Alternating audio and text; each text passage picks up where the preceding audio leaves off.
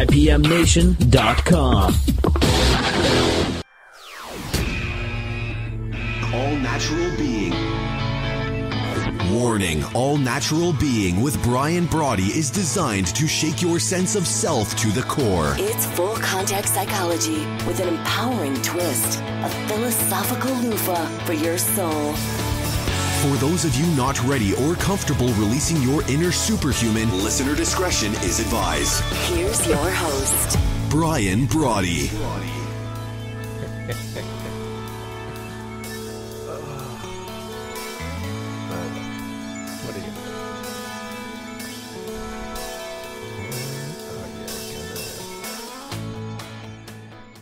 Welcome to All Natural Being. It's Brian, and I'm just laughing at myself. You know, short week, long weekend, and you'd think I could still get the timing right with the lunch. I don't know.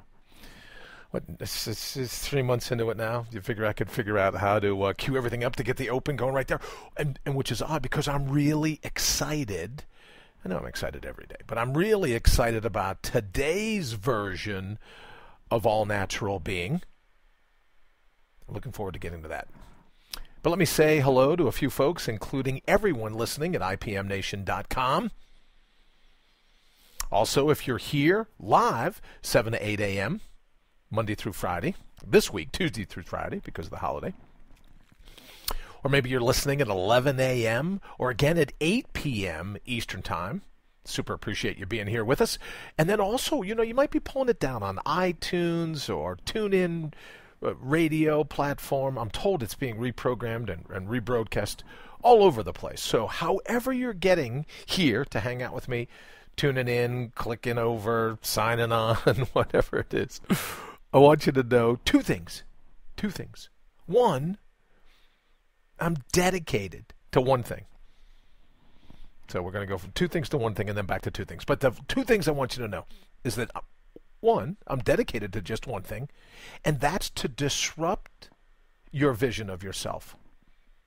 My goal at All Natural Being is to get you to rethink who you truly are, to reset your mindset. As my friend Sue said to me over the weekend, to restore your core. I like that.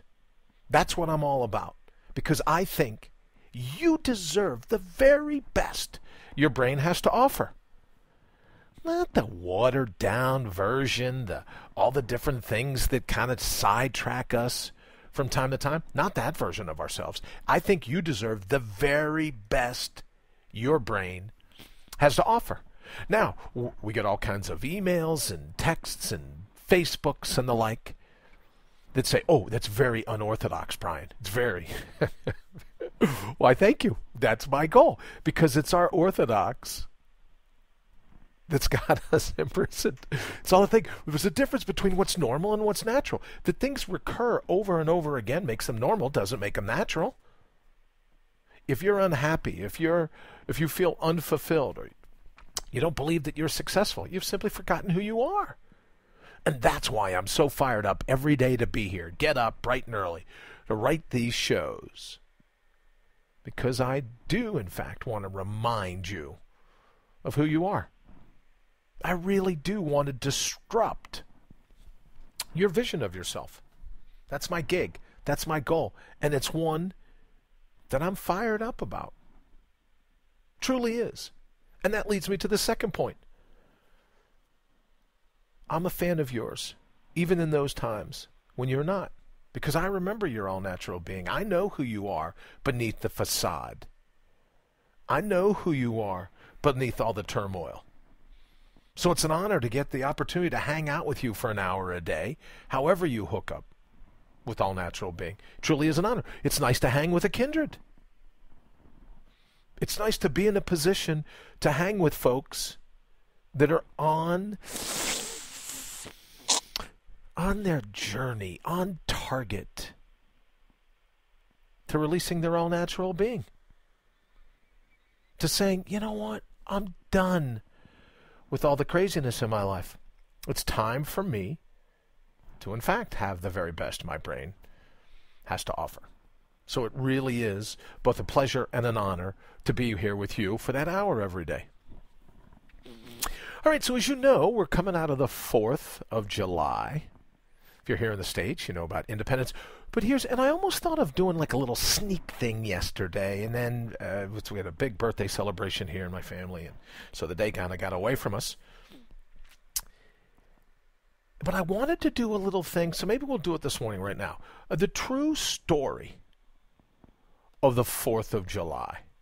Because the 4th of July is a story that, yes, it has a little bit to do here with the folks in the United States, but for those of you listening around the world, the 4th of July is a story about you. Whatever country you live in, whatever political structure you're a part of, wherever you are, the 4th of July is a story about you. Because here in the States, way back when, June, I suspect even earlier than that, right? It started to boil over. But the colonies, 13 of them at the time, had just had about enough of King George III, right? Like you could improve on King George the First and the Second, but King George III, they got a little tired of his shenanigans.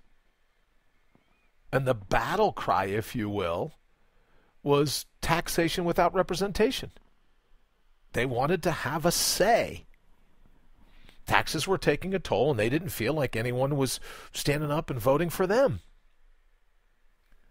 So the colonies get together and go, you know what, I've had just about enough. And eventually, and there's a lot of debate because the Declaration of Independence, there's some folks, including some of the signers, that think it went down on the 2nd of July. So it should be July 2nd we celebrate, not the 4th we celebrate, but apparently finally not even the ink, because it wasn't signed until even later than that, but everyone came to agreement, crossed the T's, dotted the I's, and this and that on the 4th of July, so that's why we have it here in the States.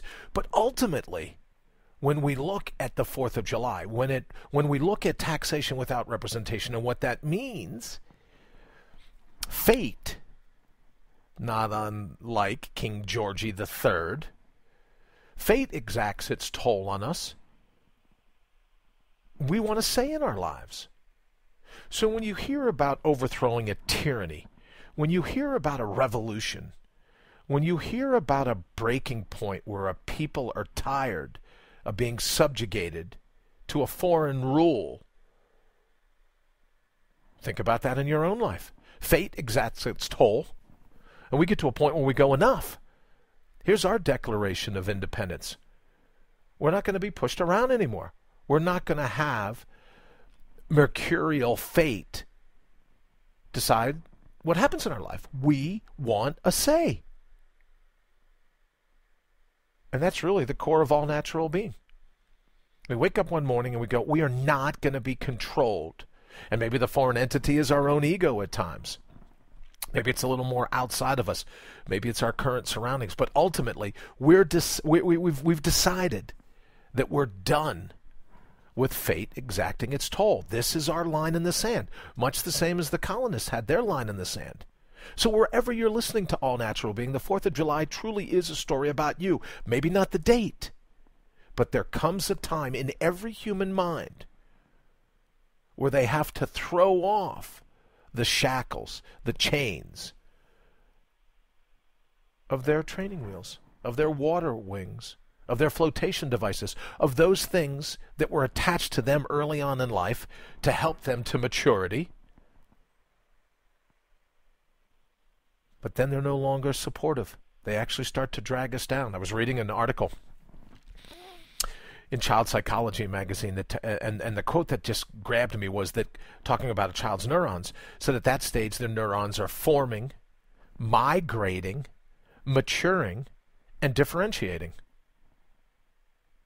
So if you think, oh, Brian, the 4th of July, that's too unorthodox to say that, what happens at the macro level is important at the micro level.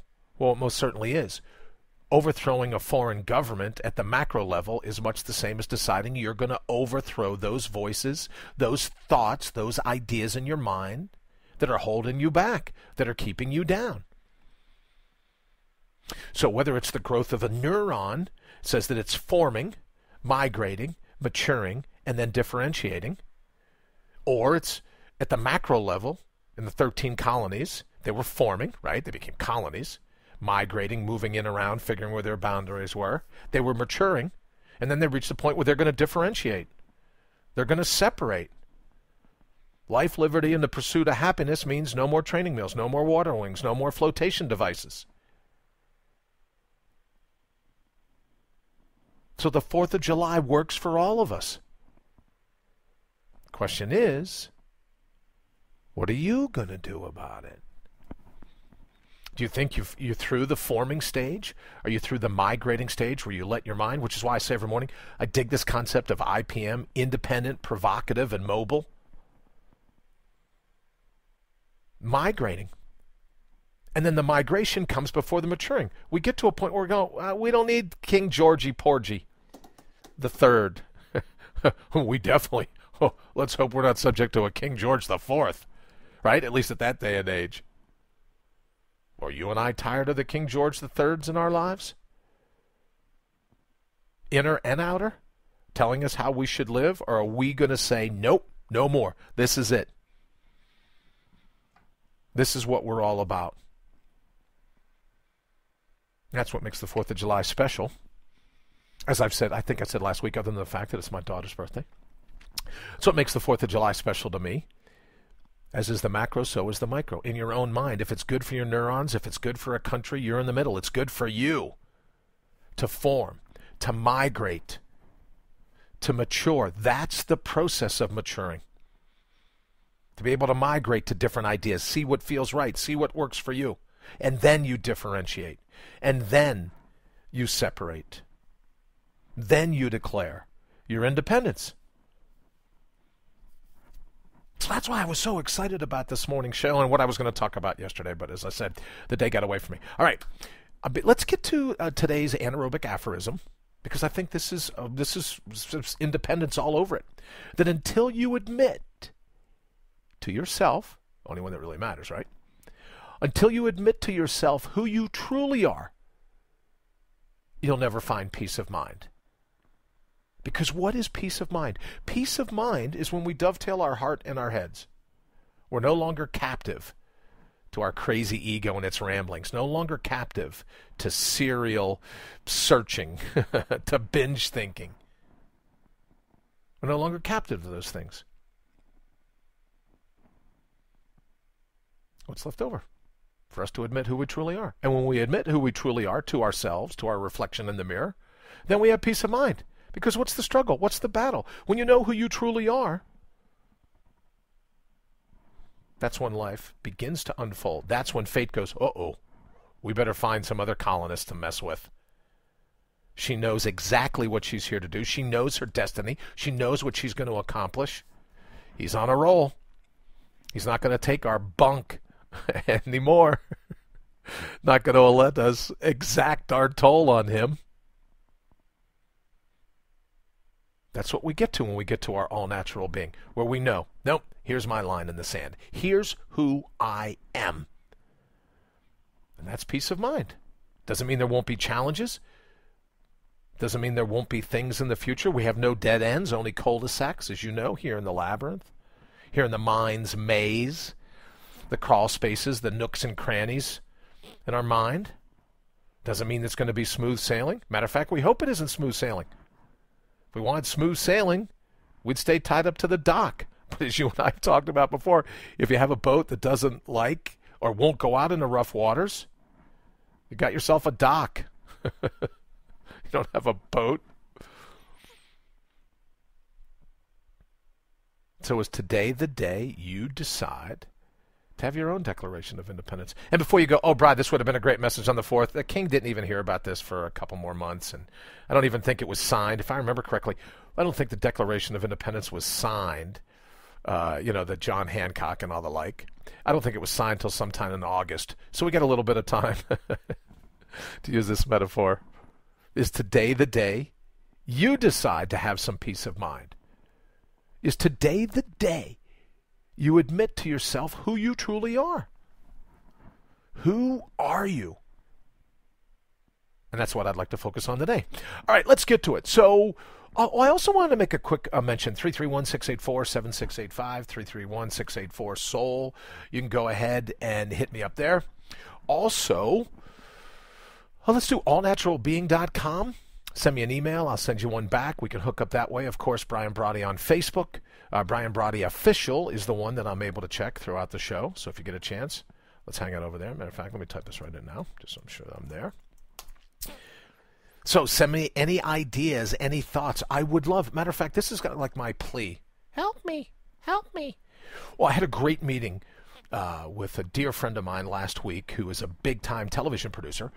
And so she was like, Brian, I dig the show. We got to get you some help. You got way too many, as is obvious, right, when I even go to launch the show.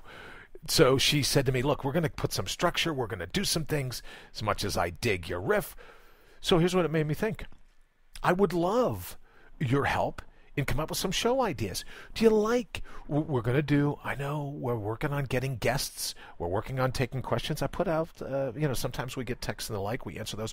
We're working on getting guests. We're building the numbers so that the guests go, oh, yeah, let's go over there and hang out. That's like a big-time show. So I'm working on all that. But if you have any other ideas, are there certain things that you'd like to hear on particular days of the week or each week? Some of the things that you like, some of the things that you dislike.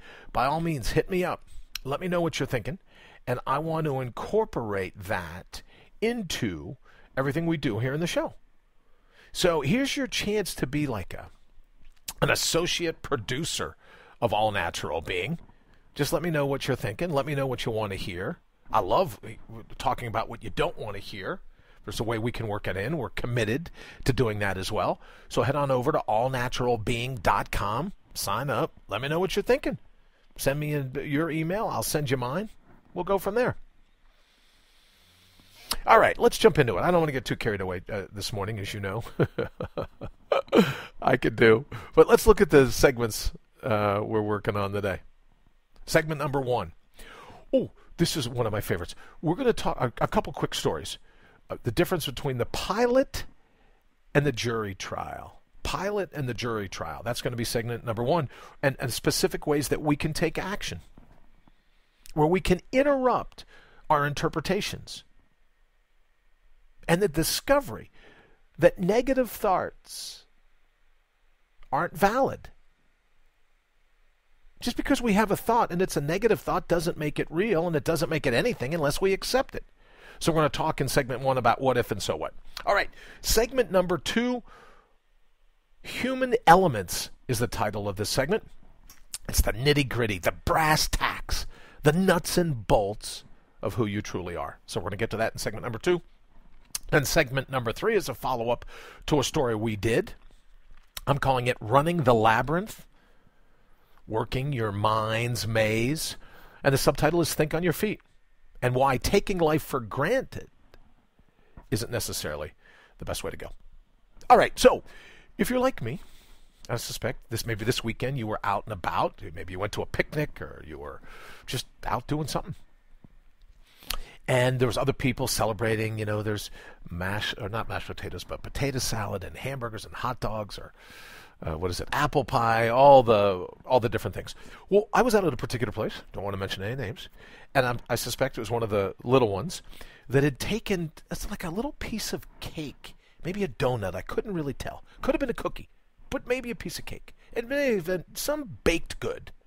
And I don't know if it accidentally fell off the plate, if they left it over in the corner, whatever happened. But I happened by, and it was an impromptu science project. I don't know how long it had been since this little baked treat had been left on the ground, but it was covered in ants. I mean, this little thing was like maybe the size of I don't know, like a Reese's peanut butter cup. Maybe the size of I'm looking for like an Oreo, a big Oreo cookie. But when you looked at the mound of ants, it was like the size of a softball. These ants had just moved in and take over. And you could see one little line of ants that were leading to the big pile. And as you look real closely, there's another little line of ants going the other way. But there's one little line of ants and just a mound. It reminded me of the Bracken bat cave. all them, just the mass of life piled up on top of whatever this little baked good was. Oh, just a mound of ants just piling on. And then I thought about it. I thought about what we said in segment 1, that a thought is harmless unless and until we buy into it, especially a negative thought that we may have about ourselves. But what happens if we leave that thought just in our minds? Just like the ants. Other negative thoughts begin to pile on. So we go, oh, I'm not successful enough. I'm not smart enough. I'm not good looking enough. I'm not fill in the blank. I'm not X enough, whatever that X may be. Well, when we leave it in our minds, it's like leaving this little baked treat. And negative thoughts just start piling on, just like these ants. It wasn't harmless when it first landed. It was an Oreo. I mean, if you have the 3-second rule, whatever it was underneath there, 3-second rule, you could have picked it up, blown it off, and had just scored yourself a great little baked treat. But when you leave it there for too long, the ants are like, whoa! They're on top. They're taking over. Well, it's the same in our minds. When we leave a negative thought in our minds, here come other negative thoughts, right? Because what's the ego want to do? Come on in, boys. Come on in. Ego's like, oh, we got her on the ropes now. We got him on one knee. So you find all these other thoughts sneaking in, crawling in, to make a mountain out of a molehill. They want to pile on. They want to get on the bandwagon, just like these ants. They want to come in and hang out. So you leave a negative thought in your mind, which is a great reason why we clear them every night before we go to bed with the best acronym or a 20-minute victory. We leave that thought there. You look down, holy crap, that's a ton of ants. That's what happens with negative thoughts in our minds. So we got to figure out a way. What are we going to do to keep that negative thought from lying there in our mind's ground, so that pretty soon all these other negative thoughts aren't coming and piling on? You have an example of that? You have an example of a negative thought that you have in your mind, a negative thought about yourself, and as you go through the day, you get like 400 pieces of evidence. Oh, yeah, I told you. See what happened there? Absolutely. I'm not strong enough, fast enough, smart enough, pretty enough, good-looking enough, wealthy enough, happy enough. Whatever it is, you leave that thought there. You look back, you got a whole colony of cognitive crap built up around it. What are one of those examples? So now, I wasn't going to reach in there and grab that whatever it was and shoo all those ants away. By that point, it's too late. The ants have got it. There's an ant for that. But if it's true, and I believe that thoughts are harmless unless and until we buy into it, what could we do? What could we do to keep the ants, keep the negative thoughts from piling on? So let's get into segment 1. We've talked before a little bit about the jury trial, so we'll come back to that in just a minute. But I wanted to share with you a quick story about the pilot that I had one of my recent trips. It's a smaller plane. It was actually a flight to Belize. And, it's a small enough plane that when you go to board, you have to go outside, walk on the tarmac, the staircase comes down, you go up. It's like one of those rolling staircases that go up to a side of a plane. So you make your way up. And when I get there, it doesn't happen all the time, only a few times really, but on this particular flight, you get up to the top of the stairs, most times the cockpit is just to your left. Climb the staircase, you open the hatch of the plane, cockpit's just to your left. And for the most part, you move to your right to fill in the first class or business or coach, wherever you're going to sit. You file in to your right. Well, in this particular flight, this morning, the pilot stood right there. So he was right to my left, kind of blocking the cockpit door. And he said, "Good morning." I heard him say to someone else, "Welcome aboard." But to me, he said good morning, and I smiled and nodded, and he nodded back, and maybe he had a couple other things that he was saying to people as he was getting on. But I was really surprised to see the pilot there. I mean, he's got to be flying the plane. So apparently he had his checklists already nailed, took care of everything he needed to do to get the flight, and he thought, well, great, let me welcome people aboard. I'll get to the business of flying here in a little bit, but while we're on the ground, Let me say hello. Let me greet people. Let me welcome them. And then it dawned on me, here's a pilot. Now, when you get on a plane, some people are in a great mood. They can focus on, well, where they're going, perhaps where they're leaving, right? I'm just glad to be getting out of here on a plane to anywhere, or hopefully they're a little more excited about where that plane's going to land. And then there's other people that are just pissy, right? They didn't get upgraded to first class. Their name wasn't on the list. Their bag didn't connect. Their coffee at Starbucks was cold or whatever. I don't drink coffee, so but I'm assuming if you get coffee from Starbucks, you'd want it hot. Unless, of course, it's like an iced coffee.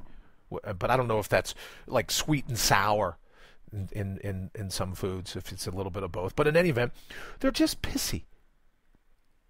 But then I noticed that when we were getting on the plane, the pilot just said the same thing. Good morning. How are you? Welcome aboard. And people kept moving. So whether the people were in a good mood, like I was, or the people were in a bad mood, a crappy mood, like some of the people were, it was a little overcast. It was a little drizzling a bit. So maybe they were ticked off about the weather, however, whatever it was. He didn't buy into it. He said, good morning, welcome aboard. And he kept the train of people boarding the plane going. So he engaged the people getting on the plane. He didn't embrace any one particular thought, good or bad. He just moving it right along, moving it right along. How you doing? Let's go. Keep him going. He was a perfect, like, traffic cop. He just kept him moving. Come on, make a left, make a right. Whatever you're going to do. And it made me think, that's the way our brains can work. Just like the pilot. We get someplace to be. We're things we're doing. We don't have time to buy into thoughts as they pop up, negative or positive. They're just thoughts. Take your seat. Come on board. You're in my mind. What are you going to do? Take your seat. Move them along. Move them along. Don't forget, one bag goes overhead. Other one's got to go under your feet. Let's make sure everyone can get their stuff on so we're not sitting around waiting for 20 minutes figuring out how we're going to gate check bags, right? Let's just move along. Well, that's how we can treat our mind. Thoughts pop up, positive or negative. We just move them along. Move them along. We engage them like the pilot did. We don't embrace them. We're not dating them. We're not going after a fireworks display at Navy Pier with them. Not buying them some cotton candy in a pop. We engage them. Recognize that they're there. Good morning. How are you? Moving right along. Next. Don't leave any bags in the aisle. We got other people that need to be coming down this way. Jetway's full. Let's go. You and I can use our mind the same ways. Thoughts pop up. We go, it's a thought. We don't want to bury them. We don't want to ignore them. We don't want to avoid them. Because I'll bet you any money, if one of the pissy people getting on the plane, if the pilot just looked down and didn't pay any attention, it would have been another offense. It would have been another affront. And then they would have stand at the door blocking everybody else. You know how these people are. You've heard them on airplanes before. Complaining. And then the flight never would have taken off. We'd still be there. So what the pilot do? Acknowledge them. How are you? Keep moving right along. You and I can do the same thing in our own minds. Now, this segment is about the pilot story, and as I've talked to you about, the jury trial. Because there's some thoughts that just won't take their seat. They're a unruly passenger. Now, before we call TSA or whoever to have them escorted from the plane, we can go, wait a minute. Here's an interpretation. Here's a thought that's popped up that isn't taking its seat. Let me interrupt my interpretation just for a moment. We talk about an ego shield. We talk about a little bit of temporal space. Talk about the best acronym, 20-second victory. Breathe in, exhale, scan your horizon, then think, then talk, then take action, then tap into your energy. So let's just for a moment, for those thoughts that aren't going to take their seat, let's interrupt our interpretations. Let's look at it straight up. And once we discover that negative thoughts, they aren't valid. They're thoughts. They're not things. We're not clairvoyant. We can't read into the future.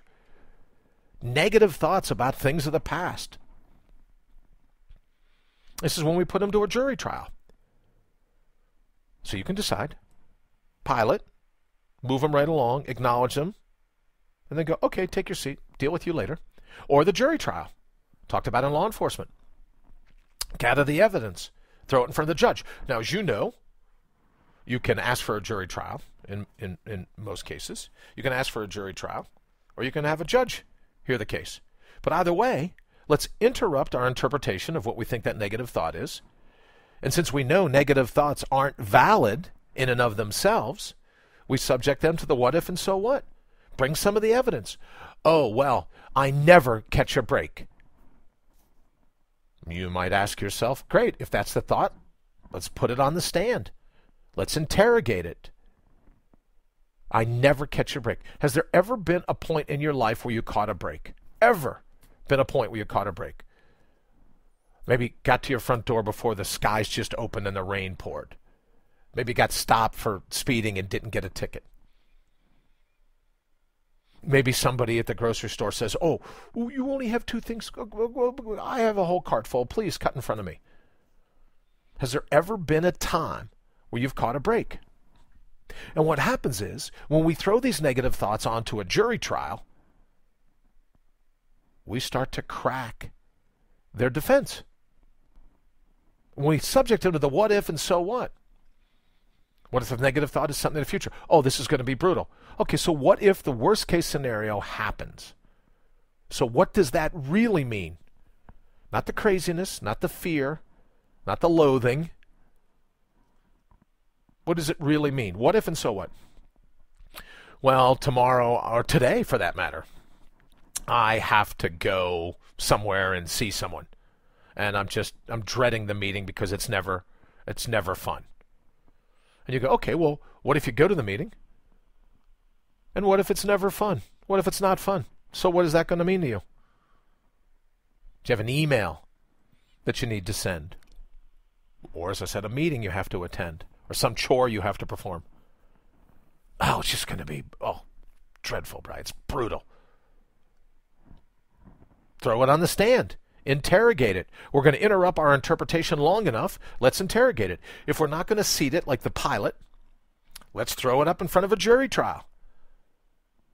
Put it in front of the grand jury, as we've talked before. Let's see if it comes back with an indictment. Is it true? Is it real? At which point we go, great, we'll handle it when it hits. If it's not true, the grand jury throws back a no bill, or the jury throws back a not guilty charge, then you go, well, that's pretty silly to be focusing on something that really isn't true. So in those moments, you decide, pilot or judge? Board in the airplane or a jury trial? What are you going to do? Because negative thoughts in and of themselves aren't the problem. It's our interpretation. Our interpretation minus the interrogation that's the problem. And that's the great news about it. Because guess who it's on? You and me. They're our thoughts. And if we let them come in and fly the plane, it'll never leave the gate. And some of the thoughts, if we don't subject them to a jury trial, what do we get? We turn around. What do we get? You're absolutely right. A mound of ants on that negative thought the size of a football.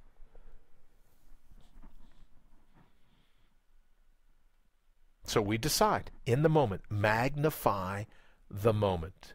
When that thought pops in, you're going to be a pilot or are you going to be a judge? Now, not judge like saying judge yourself. This is without any attachment to that type of thing. This is just interrupting our interpretations long enough to interrogate them. How's that for the 3 I's? Ay, ay, ay, ay, ay. Interrupt your interpretations long enough to interrogate them. Let's settle on that. And then we go, what if, and so what?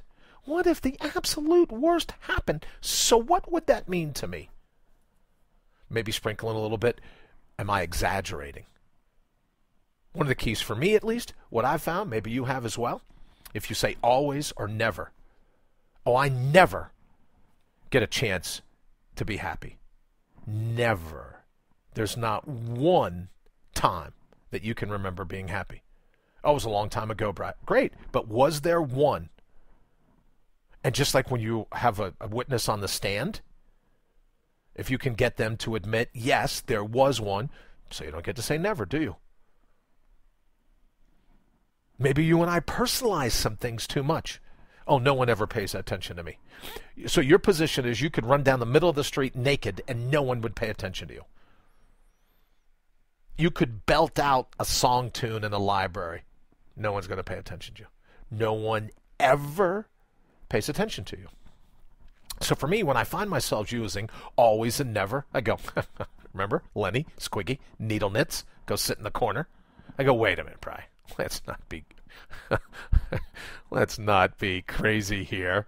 I'm sure there have been, or I'm sure there always will be, a chance to disrupt the evidence and say, look, here's an example, isn't it? Oh, yeah, right, I forgot about that. And then when we go, oh, yeah, right, I forgot about that, other thoughts start to pop up that support our newfound belief. So it's not just that negative talk, negative visions have some cancer-causing effect. It's our interpretation. It's our coming back with a guilty verdict. It's our letting the pilot be distracted by a disgruntled passenger so we're an hour and a half late taking off. It's none of those things. It's on us. You're the pilot. You're the judge or the jury. You decide, okay, if I'm the pilot, is this thought worth even interrupting in order to interrogate? If it isn't, let it take its seat. If it is, then grill it. Throw it on the stand. Ask yourself some empowering questions. And by empowering, I just mean try to find a way, a window, a little crack in that negative opinion that you can highlight, well, it's not always, it's not never. I have some situations that prove you wrong. And the negative thoughts, they got some sticking power, but not once you start to undermine them. Right? If I had found that cookie early enough and thrown it in the garbage can, the ants would have followed it. Wouldn't have followed it all the way to the garbage can. Maybe they would, I don't know. But they wouldn't be as easy to pile on as they were. We're going to be able to make a mountain out of a molehill. So you decide in that moment. Here's the first thing. What do we know our first step is going to be? Best acronym. Breathe in, exhale, scan the horizon, then think or talk. Take action. Tap into your energy. But with that ego shield, when we interrupt our interpretations long enough to interrogate them, that's when we win. That's when we can say, yes, my mind works for me. What does the mind do? It gathers evidence. What does the brain? That's all the brain does is gather evidence. It's all it's ever done for us. Uses the senses, its neurons in the brain, spinal column, different regions, as it branches out to different regions of the body, to take senses. Your brain is an evidence collector. CSI, right? We talk about crime scene investigation. That's all your brain's doing. Well, ultimately, your DJ, your consciousness, your pilot, your judge and jury, they're supposed to look at the evidence. And until you and I sign off on it, until we solidify it, it's not harmful. Just evidence. Just bagged evidence from the crime scene. There you go. If we can't enter it, if the judge goes, no, I'm not going to allow that evidence. The pilot goes, no, that passenger's been hitting the Mai Tais way too much. Let's get him or her out of here. Till we accept it, it's not ours. Till we sign for the package, it's not ours. So decide in the moment, pilot or jury, your call. 20-second victory. Breathe in, exhale, scan the horizon. Then think about the evidence. Is it evidence you're going to seat? Or is it evidence, are we going to interrupt our interpretation and then interrogate that evidence? That's the beauty of your mind. That's the magic of your mind. If you're unhappy, you've allowed too much evidence. Too many ants. Oh, well, I'm unhappy. And then we go through the day and we wonder, well, here's 157,000 reasons why I'm unhappy. All right, let's focus on the one reason where we're not unhappy. Just one. Interrupt your interpretation long enough to interrogate it. Ask yourself, what if, and so what? What if, and so what? Then you'll realize that your mind works for you. You don't work for your mind. And that is the very first step to admitting to yourself who you truly are. Peace of mind comes when the hierarchical relationship is set the way it should be. Your mind works for you. That's peace of mind. Your mind works for you. You don't work for it. All right, segment number 2. Very excited. Oh, let's do this real quick. I'll take a... Golly, I am glad to be back. We'll be right back. IPMNation.com. Where does the hour get to? IPMNation.com. Don't forget neurons, child's mind, forming, migrating, maturing, and then differentiating. Colonies, forming, moving around, maturing, and then decide to tell King George, the Triple George, hey, we're out of here. Works the same with you and me. We form, we migrate, we learn, we mature, and then we differentiate. If it's good for the neuron, it's good for us. If it's good for the neuron, it's good for a country. We differentiate. We decide what it takes for us to be ourselves. And that's the beginning of peace of mind. All right, so this one, I kind of just, to be honest with you, this hit me in a dream. So I thought I would, use it here. It's called Human Elements. And I like to think of it as the nitty-gritty, the brass tacks, the nuts and bolts of who you truly are. Now, it would be easy for me if this segment were about, well, that your body's made up of oxygen and carbon. So you throw in some hydrogen, some nitrogen, calcium, phosphorus. What else we got? Potassium, sulfur, sodium, chlorine, magnesium. Probably a dozen other trace elements. Teeny, teeny, teeny, tiny elements. And it'd be easy if this segment was going to be about, what did Carl Sagan call it, that we're made of star stuff. Or Jason Silva's line, I really dig this line of his, cosmic poetry. It'd be easy if that's what this segment would be about. Let's just talk about human elements. Go to the periodic table. What do we got? Oh, we got some of this. Mostly oxygen. We got some carbon, some hydrogen, all these other little things. But what I wanted to talk about were some human elements that we all accept to one degree or another at some stage in our life, but they're really not elements. They're just thoughts. They're not as formidable as oxygen, although we try to make them as formidable. They're not as formidable as oxygen and carbon and sodium, magnesium. I'm talking about when people feel lonely. You ever felt lonely? Ever felt unlovable? I'm talking about when people feel sad. Ever feel sad? Ever get angry about it? I'm talking about the apathy. Ever have a sense of blah in your life? You're like, this just gotta be better than this. When is it gonna let up? Ever have that happen? How about when you feel disrespected or devalued? Ever have that happen? I think that's the center of all road rage. We feel disrespected. He cut me off. Right?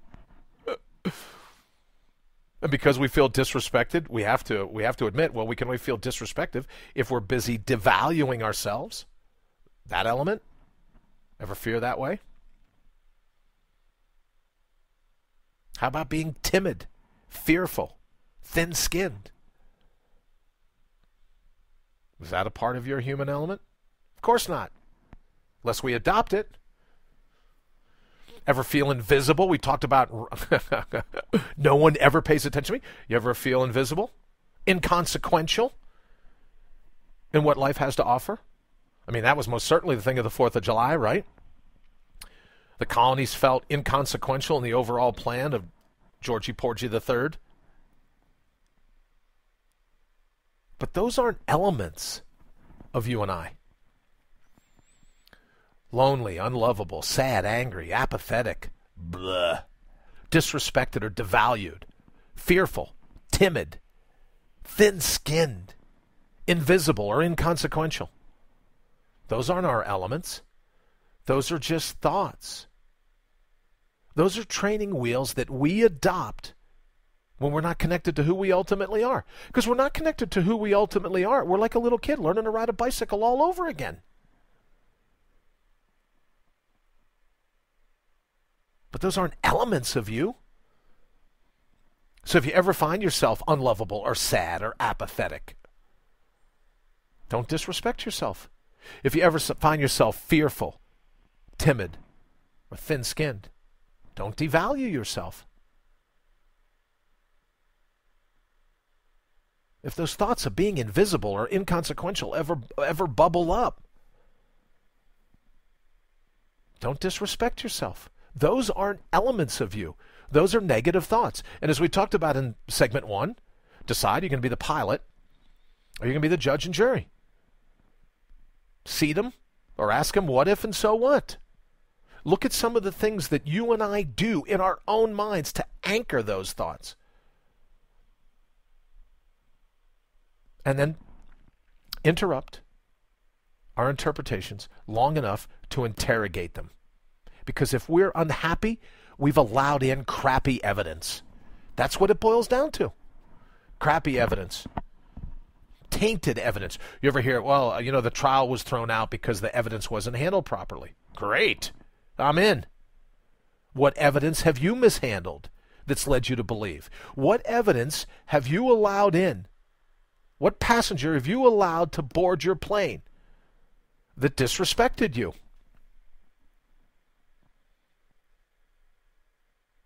Because there's no disrespect if we're not a co-conspirator. If we don't let the pins in, we can't be treated like a pincushion. So if you ever find yourself, I feel like a pincushion, well, then you share 50% of the responsibility to making sure that doesn't happen in the future. Right now. Don't let in any pins. Don't tolerate crappy evidence. At least at a trial, an attorney will jump up and holler, objection. And sometimes the judge goes, sustained. Now, you've watched these shows. You know what I'm talking about. I've done the same thing in person. So you decide. When that evidence tries to creep in, you decide. Are you going to allow it? Are you going to reject the evidence? Are you going to sustain the objection? It's totally up to you. So if we're unhappy, you haven't admitted who you truly are. Which is why I call all the time for the evolutionary leap back to your basics, back to your square one, back to where these concepts of lonely or timid or inconsequential, back before those concepts even had a chance to take hold. And if throughout the day some evidence pops up, you're the judge. You're the pilot. You decide how to handle it. Those are our 3 tools. We use the 20-second victory. Make sure we build enough of an ego shield so it's just not a trigger. Something happens and we go off. Give us 20 seconds. Take a deep breath. Exhale. Scan your horizon. Check your senses. See if this is evidence. At this part of it, is this evidence that we should sustain? Or is this evidence that it was right to object to? Put it on trial. A negative thought has no power over us until we admit it. A pin has no power to pierce us until we just become porous. And you look at it and go, oh, wow, where'd I get this pin? Well, we let it in, didn't we? All right, we'll be right back. You're listening to All Natural Being with Brian Brawdy. How much longer will you let them hijack your head and your heart? All right, that's a great question. How much longer will we let them, including us, hijack our own hearts and our heads? So here's something that I found very interesting. I came across, and we talked about this early on, about, they say, the benefit of running barefoot, how it's so great for your mind, where you're literally having to think on your feet. So I found this article that has to deal with it again, that talks about how do we improve the workings of our brain, and it was over at a site called Brain Blogger. And there's all kinds of things that they'll talk about, and you can do this, you can do that, how to restore your working memory. It talked a lot about stimulants and medications that you could take. But what was fascinating to me is number 3, right? This is the trifecta, the 3 things that you can do for your own brain. Number 3, running barefoot. So I wanted to share a little bit, oddly enough, right? I want to share a little bit of this story with you and then put my spin on it. So they're talking about that for the first time, that how we run can affect the performance of our cognition. And that running barefoot is reported to, quote, improve working memory when compared to running while wearing shoes. Think about it. So it's not about the running. It's not about the heart rate. It's not about the terrain. It's not about the muscles and the sinew and all the rest of that. It's about whether you're wearing sneakers or tennis shoes or footwear, however you would label that. Now, the study involved a total of 72 volunteers ranging from age 18 to 44. Quote, the participants ran for approximately 16 minutes under both barefoot conditions as well as when they were wearing shoes. The speed of the run was at a self-selected pace, making it comfortable for each individual, and a measurement of working memory was carried out prior to and after the run. Quote, continuing with the quote, amazingly, there was a significant increase of approximately 16% in working memory performance for the condition in which the participants ran barefoot. Now, here's the big sentence. In contrast, no significant changes in working memory were observed when participants took part in a run while wearing shoes. Sorry, Nike. Sorry, Air Jordans.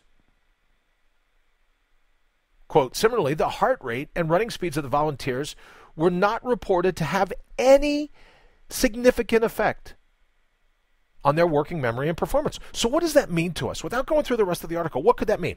Oh, well, I always have to run barefoot. Oh, let me tell you this. I was coming back from the parade yesterday, and all of a sudden my right foot has like this little bit of a clicking, and then there's a little bit of a dragging, this and that. Well, apparently, sometime in the previous couple hundred yards, I stepped on a piece of gum. Someone spit their gum out on the ground. So then, as it started to stick more and more and more, I could feel it. I could hear it.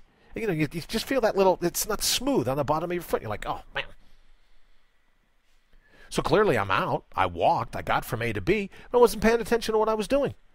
So what this study shows us, maybe we'll kick this around a little more tomorrow, but what this study shows us is that we truly have to think on our feet. And when we do, the only benefit to running barefoot is that you had to pay attention to where you're going to put your foot down.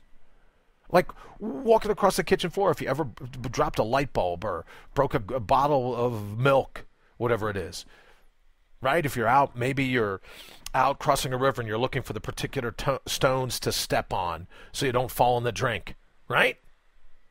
So the only benefit of running barefoot is you have to pay attention to where you are, where you're going to place your foot.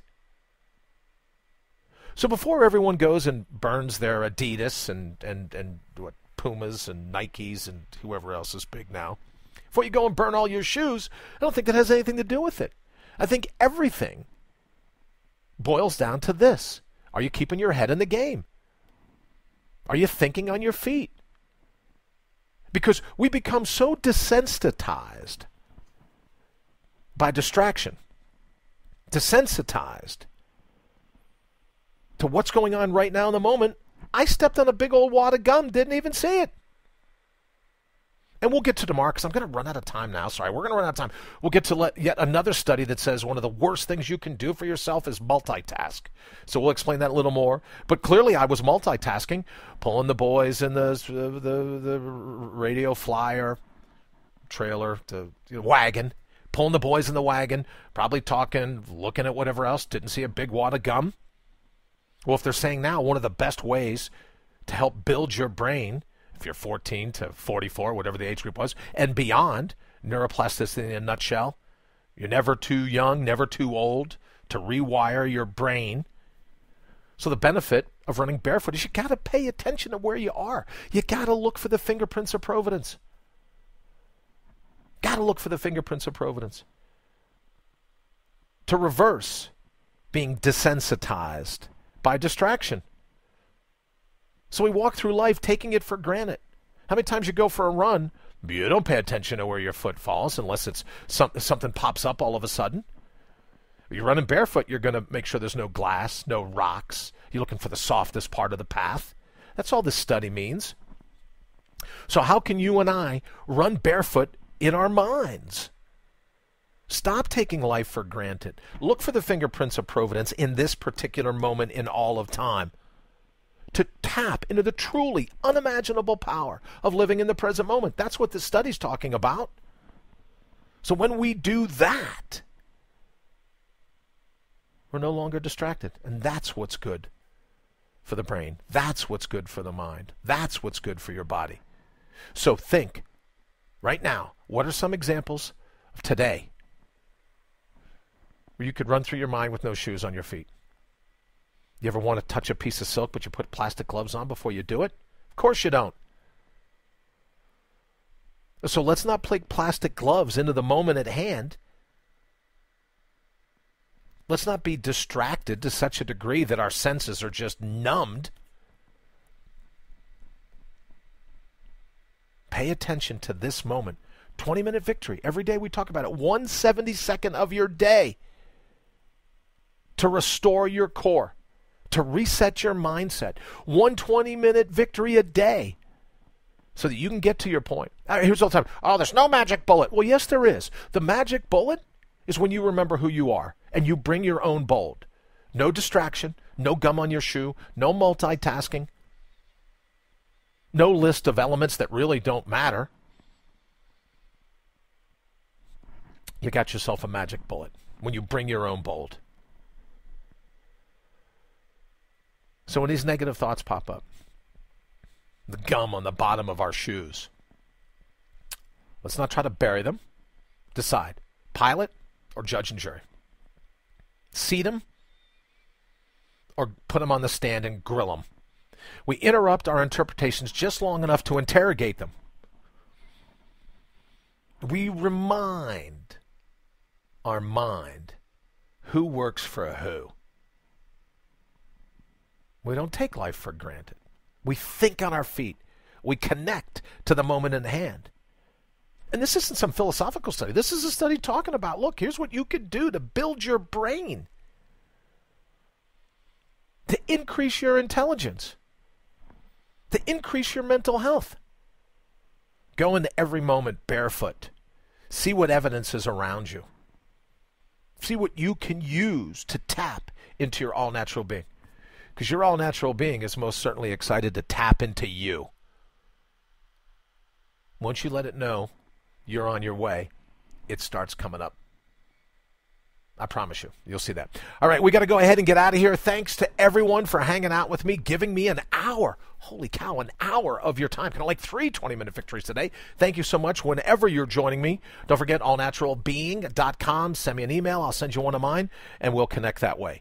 Until tomorrow, have an absolutely barefoot, fantastic day.